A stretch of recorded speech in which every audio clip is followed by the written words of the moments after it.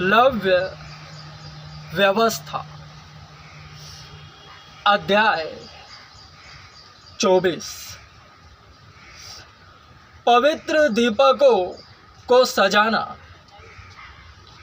फिर यहोवा ने मूसा से कहा, इज़राइलियों को यह आज्ञा दे कि मेरे पास उजियाला देने के लिए कूट के निकाला हुआ जैतून का निर्मल तेल ले आना, कि दीपक नित्य जलता रहे। हारून उसको मिलाप वाले तंबू में साक्षी पत्र के बीच वाले पर्दे से बाहर यहोवा के सामने नित्य सांझ से भोर तक सजाकर रखे। यह तुम्हारी पीढ़ी पीढ़ी के लिए सदा की विधि ठहरे। वह दीपकों के स्वच्छ दीवट पर यहोवा के सामने नित्य सजाया करे। भेंट की रोटियाँ। तू मैदा लेकर 12 रोटियाँ पकवाना। प्रत्येक रोटी में एपा का 2/10वां अंश मैदा हो।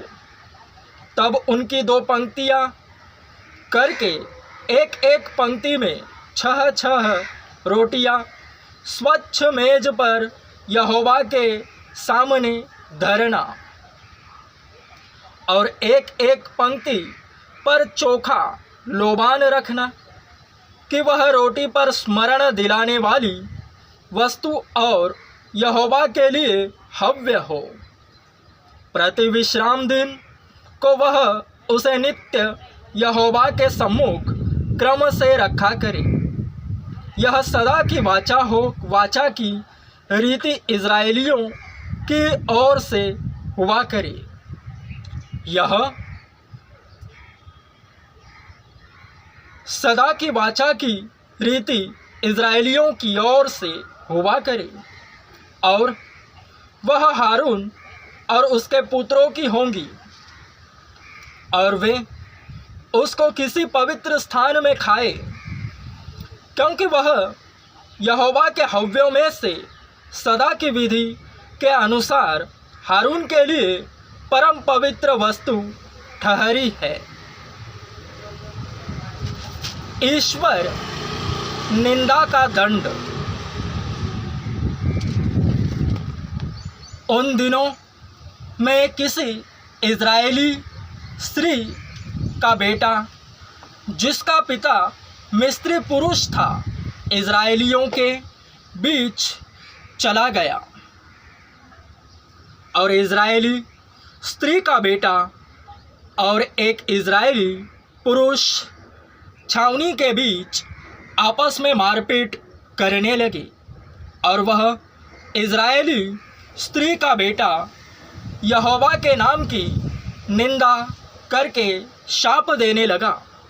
यह सुनकर लोग उसको मूसा के पास ले गए।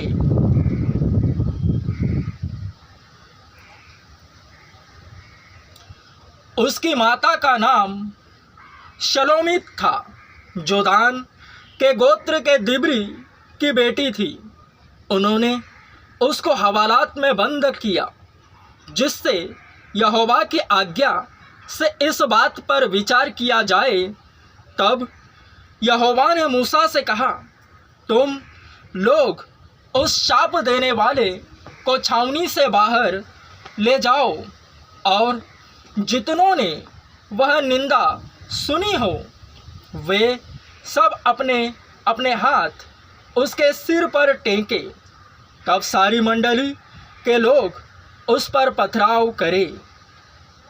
और तू इज़राइलियों से कह कि कोई क्यों न हो जो अपने परमेश्वर को शाप दे, उसे अपने पाप का भार उठाना पड़ेगा। यहोवा के नाम की निंदा करने वाला निश्चय मार डाला जाए।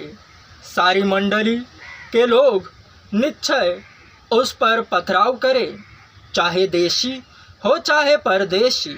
यदि कोई उस नाम की निंदा करे तो वह मार डाला जाए। फिर जो कोई किसी पर मनुष्य को प्राण से मारे वह निश्चय मार डाला जाए। जो कोई किसी घरेलू पशु को प्राण से मारे वह उसे भर दे, अर्थात प्राणी के बदले प्राणी दे। फिर यदि कोई किसी दूसरे को चोट पहुंचाए तो जैसा उसने किया हो वैसा ही उसके साथ भी किया जाए, अर्थात अंग भंग करने के बदले अंग भंग किया जाए, आँख के बदले आँख, दांत के बदले दांत। जैसी चोट जिसने किसी को पहुंचाई हो वैसी ही उसको भी पहुंचाई जाए। पशु को मार डालने वाला उसको भर दे, परंतु मनुष्य को मार डालने वाला मार डाला जाए। तुम्हारा नियम एक ही हो, जैसा देशी के लिए वैसा ही परदेशी के लिए भी हो। मैं तुम्हारा परमेश्वर यहोवा हूँ। अतः मूसा ने इज़राइलियों को यह समझाया।